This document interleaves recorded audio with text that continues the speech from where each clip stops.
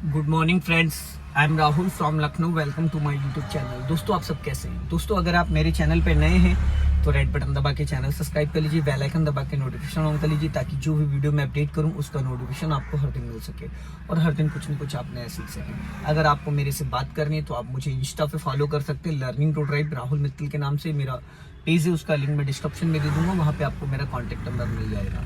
और आप मुझे FB पे भी फॉलो कर सकते हैं, लर्निंग टू ड्राइव के नाम से। तो दोस्तों, मैं आज जो जानकारी देने जा रहा हूँ वो जितने भी बिगिनर्स हैं या जो लोग प्रो हैं, ये सभी के लिए है। बहुत सारे लोग 10 से 20 ईयर से कार ड्राइव कर रहे हैं, बट उनको इस चीज का नॉलेज नहीं है। वो कहीं ना कहीं गलत तरीके से सारी चीजें इस्तेमाल करते हैं। तो आज मैं आपको बताने वाला हूँ A for accelerator, B for brake, C for clutch. Accelerator और ब्रेक और क्लच का यूज क्या होता है, कब उसको हम यूज करते हैं, और पैर रखने का जो पॉइंट है वो क्या है। 90% लोग गलत टाइप से पैर को रखते हैं, जिसकी वजह से हमारा क्लच भी खराब होता है, ब्रेक पैड भी बहुत जल्दी घिस जाते हैं और बहुत सारी दिक्कतें आती हैं। तो एक्चुअल में हमें पैर को किस पोजीशन में रखना है, राइट वाले पैर का पोजीशन क्या होगा, लेफ्ट वाले पैर का पोजीशन क्या होगा। तो आज मैं आपको जो जानकारी दूंगा, इससे आपके एक्सीलेटर, ब्रेक और क्लच के सारे डाउट्स क्लियर हो जाएंगे। तो वीडियो बहुत गजब का होने वाला, वीडियो में बने रहिएगा और पूरा वीडियो एंड तक देखिएगा। तो मेरे पास अभी जो कार है वो होंडा की सेंट्रो कार है, पेट्रोल गाड़ी है, पावर स्टीयरिंग। तो दोस्तों, बात कर लेते हैं। ये यहाँ पे देखिए, यहाँ पे है 3 पैडल। ये है एक्सीलेटर और ये है ब्रेक और ये है क्लच, और इसको बोलते हैं डेड पैडल। जो ये लेफ्ट वाला है ये डेड पैडल है। बहुत सारे लोगों को पता ही नहीं होता कि इस पैडल का यूज क्या होता है। तो आज मैं आपको बताऊंगा कि डेड पैडल का क्या यूज होता है। दोस्तों, एक्चुअल में होता है क्या है कि हमें जो राइट वाले पैर को यूज करना है वो करना है हमें इस तरीके से, ठीक है।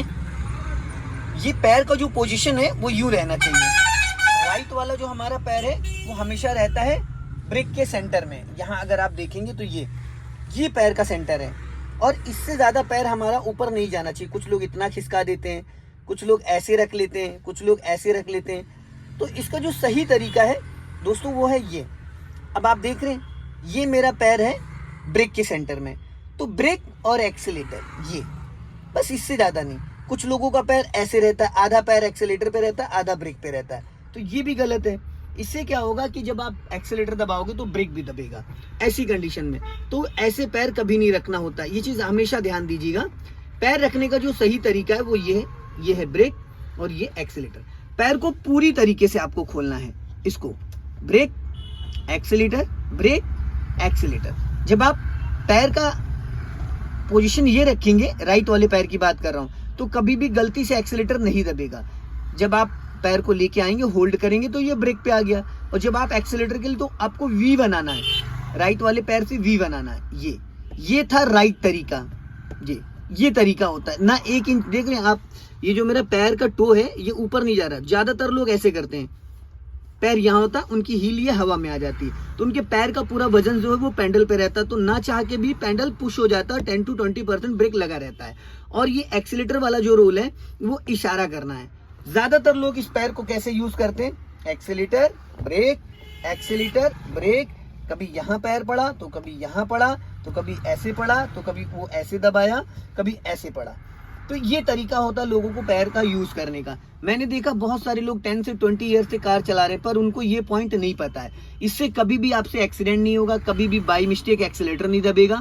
ये आप देख रहे हैं, ये चीज, ये ब्रेक है, ब्रेक के सेंटर में आप पैर रख सकते हैं। ये एक्सीलेटर के लिए पैर को राइट साइड खोलना है, ब्रेक एक्सीलेटर, ब्रेक एक्सीलेटर। और पैर इससे ज्यादा ना, कुछ लोग ऐसे खिसका देते हैं इतना ज्यादा, कुछ लोग यहाँ पे।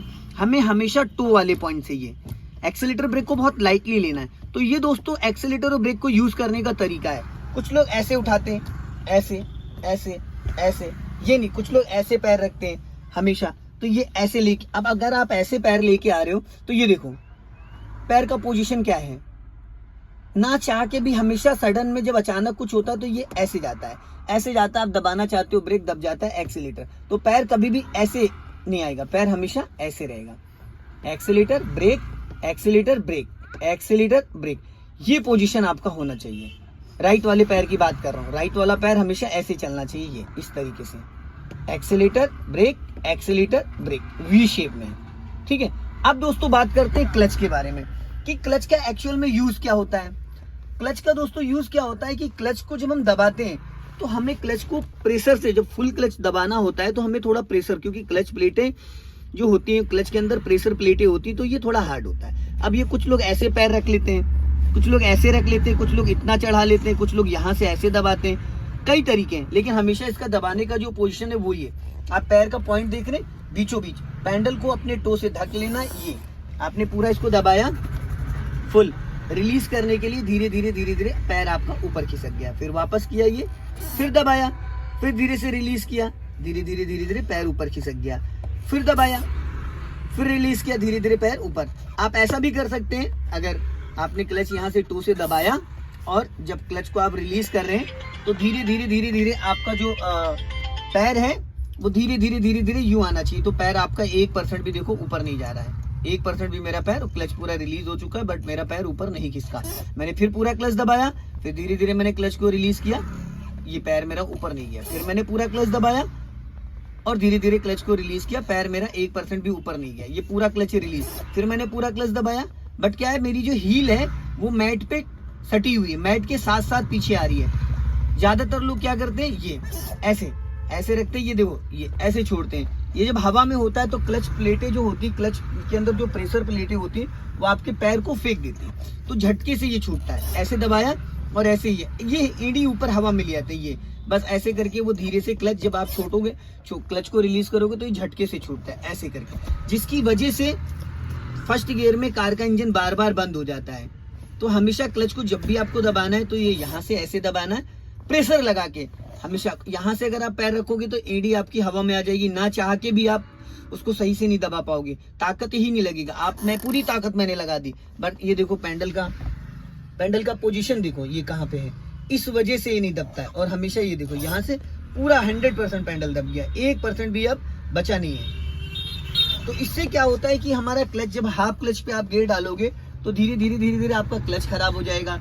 गियर बॉक्स में भी प्ले आ जाता है, गियर बॉक्स की जो गराड़ियां हैं वो धीरे धीरे रगड़ के कट जाती हैं, जिसकी वजह से अपने आप गाड़ी न्यूट्रल होने लगती है। और ये दोस्तों जो डेड पेंडल है, ये आप देख रहे हैं, डेड पेंडल का काम क्या होता है, जब हम गियर चेंज कर देते हैं, जब हमें क्लच की नीड नहीं होती है, हमें क्लच का अब यूज नहीं है, तो हमारा जो ये लेफ्ट वाला पैर है ये हमेशा यहाँ रहता है डेड पेंडल पे।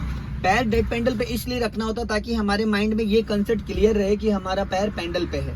ये clutch dead pedal, clutch dead pedal, clutch dead pedal, ये इस तरीके से यूज होता है। तो आई होप आपको ये समझ में आया होगा कि क्लच का एक्चुअल में कंट्रोल क्या होता है, क्लच पे पैर कहाँ रखना होता है और जो हम क्लच को यूज करते हैं वो किस तरीके से यूज करते हैं। ये आज की जानकारी जो मैंने आपको दी है वो क्लच और ब्रेक और एक्सीलेटर, इन तीनों की मैंने आपको जानकारी दी है। तो दोस्तों वीडियो पसंद आए लाइक करें, शेयर करें, कमेंट बॉक्स में जरूर बताएं कि वीडियो कैसा लगा। अगले वीडियो में फिर मिलते हैं। जय हिंद, वंदे मातरम।